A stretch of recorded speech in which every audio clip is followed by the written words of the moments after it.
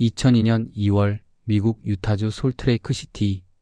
겨울 올림픽이 열리는 그 도시에는 며칠째 눈이 내리고 있었습니다. 델타 센터 실내 빙상장. 관중석은 가득 찼습니다. 수만 개의 눈이 얼음 위를 향하고 있었지요. 남자 쇼트트랙 1500m 결승. 출발선에 선 선수는 5명이었습니다. 그중 한 명 하얀 유니폼 위에 태극기를 달고 서 있는 선수가 있었습니다. 김동성. 당시 22살이었습니다. 그는 표정이 없었습니다. 긴장한 것도 들뜬 것도 아니었습니다. 그저 얼음 위 한 점을 바라보고 있었지요. 쇼트트랙 선수에게 결승선은 달려가는 곳이 아닙니다. 계산하고 읽고 때를 기다리는 곳입니다. 김동성은 그 계산에 누구보다 뛰어난 선수였습니다. 어린 시절부터 빙판 위에 섰고 10대 시절엔 이미 국가대표 유니폼을 입었습니다. 그가 코너를 도는 방식은 달랐습니다. 힘으로 앞서는 게 아니라 흐름을 읽어 앞서는 선수였지요. 코치들은 그를 두고 이렇게 말했습니다. 동성이는 얼음 위에서 생각하는 선수입니다. 그 말이 틀리지 않았습니다. 그는 경기 중에도 흔들리지 않았고 앞선다고 서두르지 않았습니다. 빙판 위에서 그는 언제나 조용했습니다. 출발 신호가 울렸습니다. 5명의 선수가 동시에 얼음을 밀었습니다. 관중의 함성이 쏟아졌습니다. 김동성은 초반을 차분하게 유지했습니다. 선두를 앞에 두고 자신의 리듬을 지켰습니다. 코너마다 몸을 낮추고 호흡을 고르며 때를 기다렸습니다. 마지막 2바퀴. 그가 움직이기 시작했습니다. 안쪽 코스로 파고들었습니다. 몸은 얼음 바닥에 닿을 듯 기울었고 날카롭게 코너를 돌아 나왔습니다. 속도가 붙었습니다. 한 바퀴, 그리고 직선 구간. 결승선을 가장 먼저 통과한 선수는 김동성이었습니다. 양팔을 들었습니다. 관중석에서 환호가 터졌습니다. 그 순간 그는 울지 않았습니다. 크게 웃지도 않았습니다. 그저 숨을 고르며 빙판 위에 멈춰 섰습니다. 그것이 그의 방식이었습니다. 그러나 기쁨은 오래가지 않았습니다. 경기가 끝나고 얼마 지나지 않아 심판석에서 비디오 판독이 시작되었습니다. 장내 아나운서의 목소리가 울렸습니다. 관중이 술렁였습니다. 결과가 발표되었습니다. 실격, 임피딩 진로 방해. 김동성의 이름 옆에 붙은 판정이었습니다. 금메달은 미국의 아폴로 안톤 오노에게 돌아갔습니다. 빙판 위에서 김동성은 한동안 움직이지 않았습니다. 눈을 내리깔았습니다. 입술은 굳게 다물려 있었습니다. 손은 그대로였습니다. 분노를 드러내지 않았습니다. 항의하며 소리치지도 않았습니다. 그것이 더 오래 기억에 남았습니다.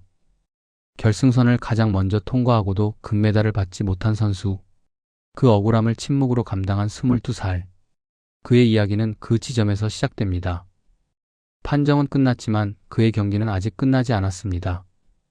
귀국 비행기 안은 조용했습니다. 선수단은 말이 없었습니다.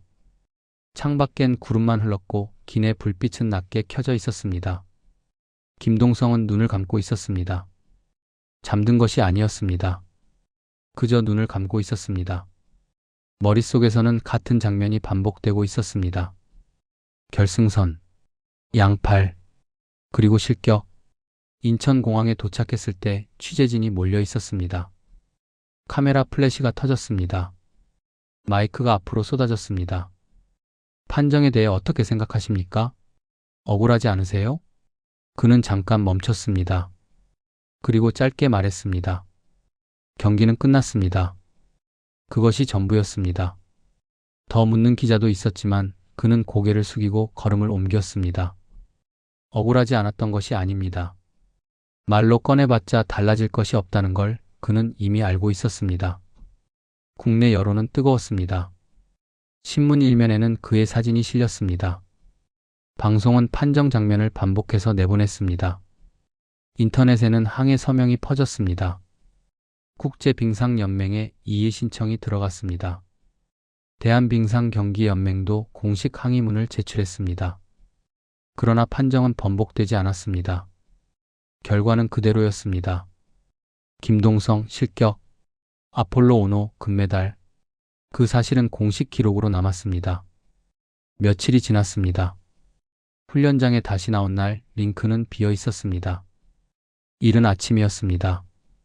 빙판 위에는 새벽 정빙 흔적만 남아 있었고 공기는 차고 고요했습니다. 김동성은 스케이트 날을 세웠습니다. 끈을 묶는 손이 잠깐 멈췄습니다. 얼음 위에 서는 일이 이렇게 무거웠던 적이 없었습니다. 그는 천천히 출발했습니다. 처음엔 속도를 내지 않았습니다. 그냥 돌았습니다. 한 바퀴, 또 한 바퀴. 코치가 링크 옆에 서 있었습니다. 시간을 재지 않았습니다. 그냥 바라보고 있었습니다. 한참 뒤 김동성이 멈췄습니다. 코치가 다가왔습니다. 무리하지 마라. 짧은 말이었습니다. 김동성은 고개를 끄덕였습니다. 대답은 하지 않았습니다. 그날 이후로도 훈련은 계속되었습니다. 그러나 무언가 달라져 있었습니다. 코너를 돌 때마다 솔트레이크의 마지막 직선이 떠올랐습니다. 결승선 앞에서 팔을 들던 순간이 판정이 내려지던 그 정적이 자꾸만 끼어들었습니다. 속도가 붙을수록 기억도 선명해졌습니다. 그것은 분노라기보다 무게에 가까웠습니다. 내려놓고 싶어도 어디에 내려놓아야 할지 알 수 없는 그런 종류의 무게였습니다. 3주 뒤 캐나다 몬트리올에서 세계선수권이 열릴 예정이었습니다. 출전 여부를 두고 주변의 의견은 나뉘었습니다. 지금 나가는 건 무리야. 몸도 마음도 쉬어야지. 그래도 나가야 한다고 봐. 안 나가면 더 힘들어. 그는 며칠을 말이 없었습니다. 밥을 먹으면서도 훈련이 끝나고 나서도 잠자리에 들기 전에도 같은 생각이 맴돌았습니다. 나는 왜 다시 얼음 위에 서야 하는가? 그것은 단순한 출전 결정이 아니었습니다. 빼앗겼다고 느끼는 감정을 어떻게 감당할 것인가의 문제였습니다.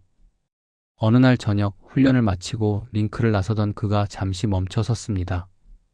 빙판 위에 링크 조명이 내려앉아 있었습니다. 아무도 없는 얼음. 그 위에 그의 스케이트 자국만 남아 있었습니다. 그는 오래 바라봤습니다. 말을 해봤자 판정은 바뀌지 않습니다. 항의를 해봤자 기록은 수정되지 않습니다. 그렇다면 남은 건 하나뿐이었습니다. 경기로 말하는 것. 그것이 자신이 할 수 있는, 그리고 자신답게 할 수 있는 유일한 방법이었습니다. 며칠 뒤 그는 출전 의사를 밝혔습니다. 나갑니다. 이유를 길게 설명하지 않았습니다. 누구를 설득하려 하지도 않았습니다. 그것은 분노에서 나온 결심이 아니었습니다. 오히려 그 반대였습니다. 분노를 가라앉히고 남은 자리에서 조용히 내린 선택이었습니다. 출발선은 다시 그를 기다리고 있었습니다. 몬트리올행 비행기는 밤에 떴습니다. 선수단은 각자 자리에 앉아 있었습니다. 이어폰을 낀 선수도 있었고 눈을 감은 선수도 있었습니다. 김동성은 창가 자리였습니다. 창밖엔 아무것도 보이지 않았습니다. 그저 어둠뿐이었습니다. 손 위에 올려놓은 손목시계를 내려다봤습니다. 초침이 돌고 있었습니다. 멈추지 않았습니다. 몬트리올 훈련장에 처음 들어선 날 다른 나라 선수들의 시선이 느껴졌습니다. 대놓고 쳐다보는 이는 없었습니다. 그러나 분명히 있었습니다. 시선은 언제나 느껴지는 법이니까요. 한 외국 기자가 훈련장 입구에서 기다리고 있었습니다. 솔트레이크 판정에 대해 한 말씀 해주시겠습니까? 김동성은 잠깐 그를 바라봤습니다. 그리고 통역을 통해 짧게 말했습니다. 저는 경기하러 왔습니다. 스케이트를 신었습니다. 나를 확인했습니다. 끈을 묶었습니다. 얼음 위에 섰습니다. 그런데 첫 발이 떨어지지 않았습니다. 이상한 일이었습니다. 수천 번도 더 서본 얼음이었습니다. 눈 감고도 돌 수 있는 링크였습니다. 그런데 발이 붙어 있었습니다. 숨을 한번 고르고 다시 밀었습니다. 몸은 움직였습니다. 그러나 리듬이 없었습니다. 코너를 돌 때 각도가 어긋났습니다. 가속 구간에서 타이밍이 늦었습니다. 훈련이 끝나고 코치가 다가왔습니다. 오늘은 여기까지만 하자. 김동성은 고개를 끄덕였습니다. 반박하지 않았습니다. 스스로도 알고 있었으니까요. 오늘의 자신은 솔트레이크의 자신이 아니었습니다. 숙소로 돌아온 밤이었습니다. 천장을 바라보며 누워 있었습니다. 잠이 오지 않았습니다. 솔트레이크 결승의 마지막 직선이 또 떠올랐습니다.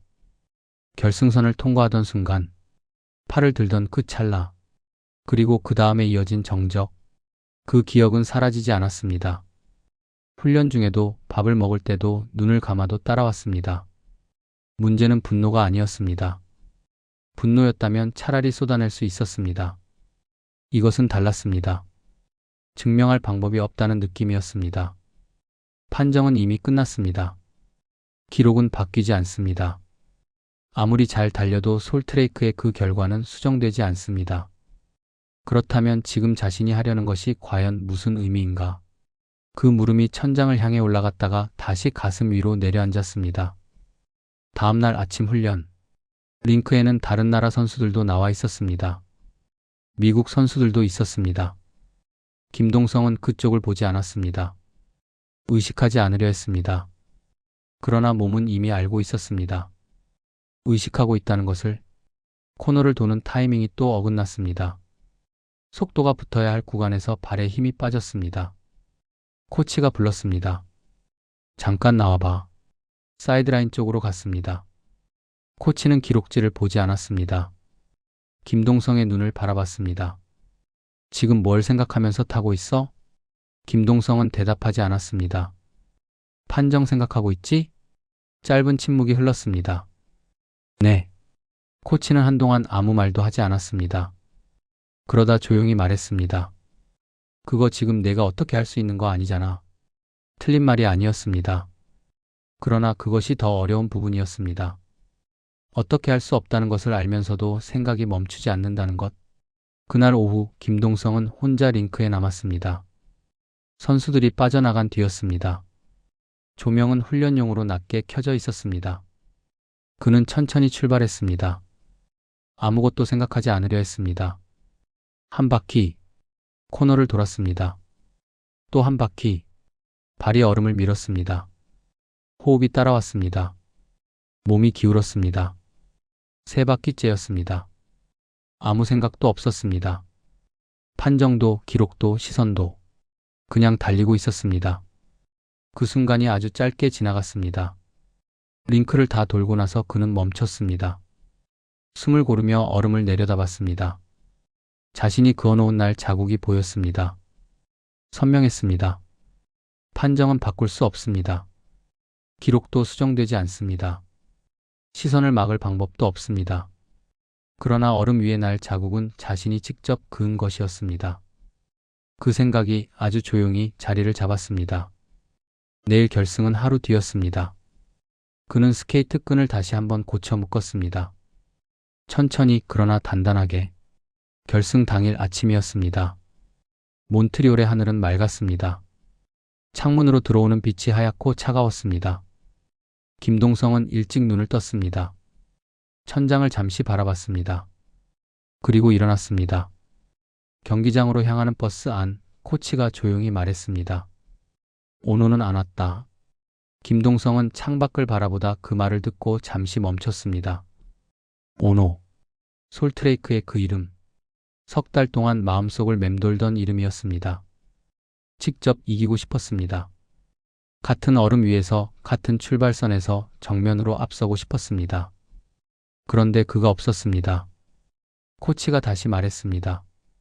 그래도 경기는 해야지. 김동성은 고개를 끄덕였습니다. 창밖으로 눈을 돌렸습니다. 몬트리올의 거리가 천천히 지나갔습니다. 대기실에서 스케이트를 신었습니다. 끈을 묶는 손이 멈췄습니다. 오노가 없다는 것이 홀가분함이 아니었습니다.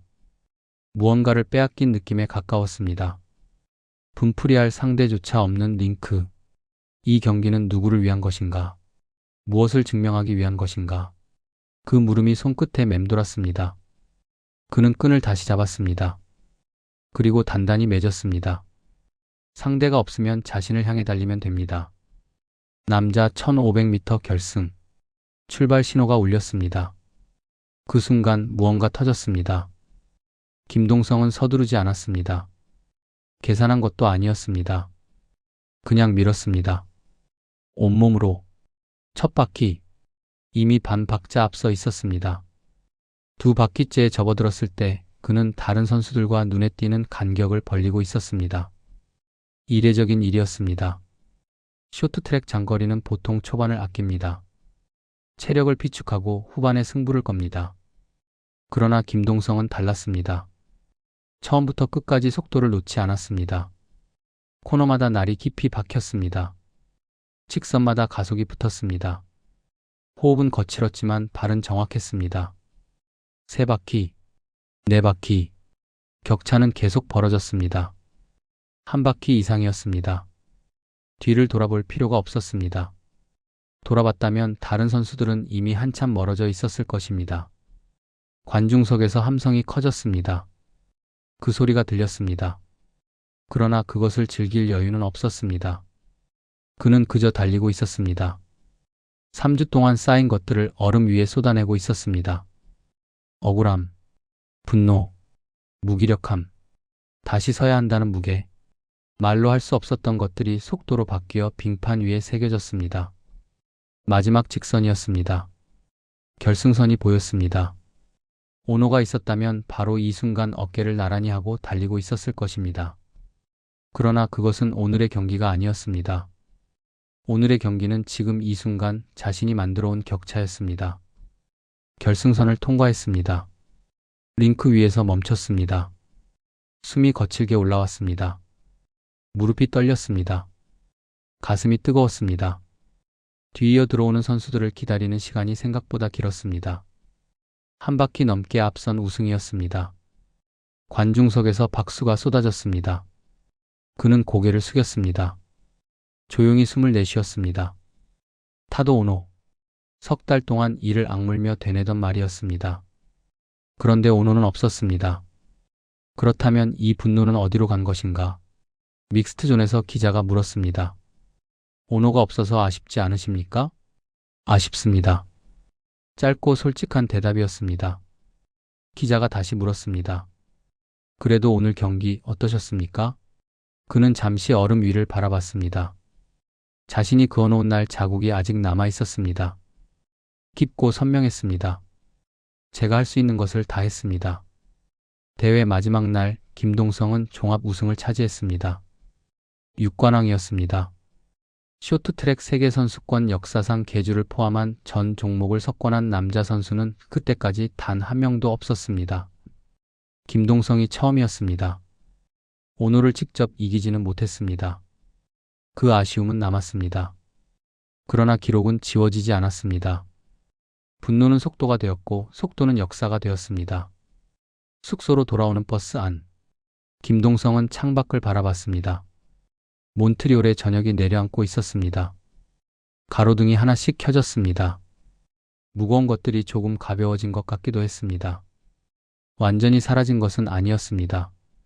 그러나 오늘 하루 얼음 위에서 남긴 날 자국은 분명하게 그의 것이었습니다. 그것으로 오늘은 충분했습니다. 대회 마지막 날이었습니다. 몬트리올의 아침은 조용하고 밝았습니다.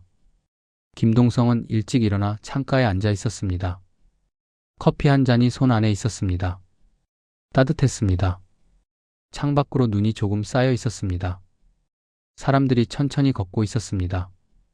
서두르는 이가 없었습니다. 그는 오래 바라봤습니다. 종합 시상식은 오후에 열렸습니다. 포디엄 위에 섰습니다. 금메달이 목에 걸렸습니다. 차가웠습니다. 그러나 손에 쥐었을 때는 묵직했습니다.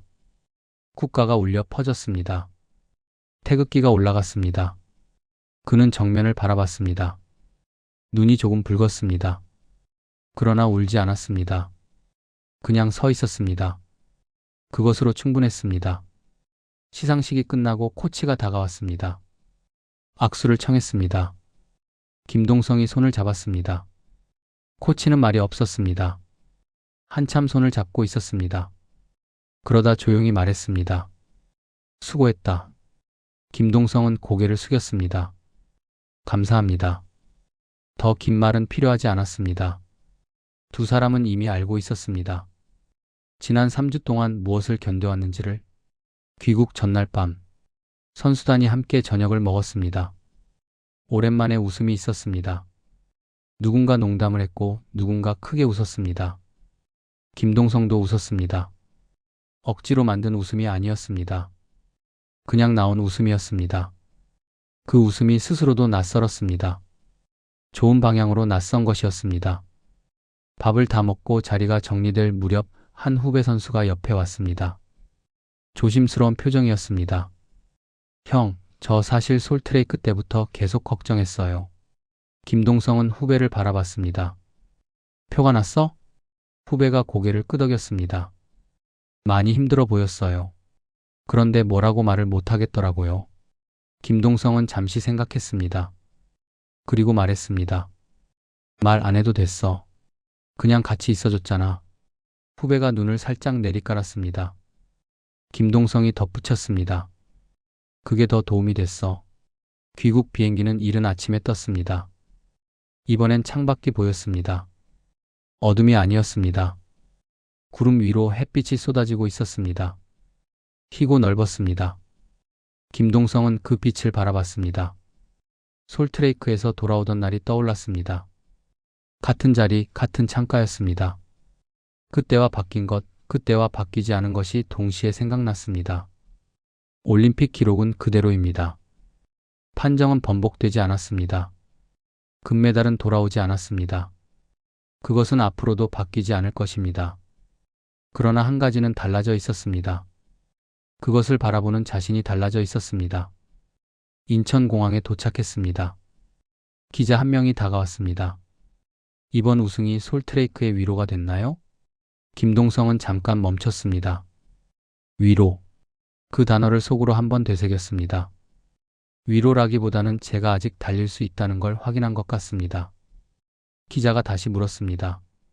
앞으로의 목표는요? 다음 경기입니다. 과거를 지우겠다는 말도 누군가에게 증명하겠다는 말도 없었습니다. 다음 경기. 그 한마디가 가장 정직한 대답이었습니다. 며칠 뒤 그는 다시 훈련장에 나왔습니다. 링크는 비어 있었습니다. 이른 아침이었습니다. 스케이트를 신었습니다. 끈을 묶었습니다. 얼음 위에 섰습니다. 이번엔 발이 바로 떨어졌습니다. 천천히 출발했습니다. 한 바퀴, 또 한 바퀴. 특별한 생각이 없었습니다. 그냥 달렸습니다. 결과는 언제나 자신의 것이 되지 않습니다. 판정이 뒤집히는 날은 오지 않을 수도 있습니다. 억울함이 완전히 사라지는 날도 없을지 모릅니다. 그러나 출발선에 다시 서는 일, 얼음을 다시 미는 일, 그 선택만큼은 언제나 자신의 것이었습니다. 김동성의 이야기는 복수의 서사가 아니었습니다. 화려한 반전의 이야기도 아니었습니다. 다만 한 사람이 넘어진 자리에서 다시 출발선을 찾아간 이야기였습니다. 그리고 그것이 어쩌면 가장 오래 남는 기록일지 모릅니다. 빙판 위에 날 자국이 남았습니다. 선명하고 고요하고 그의 것이었습니다.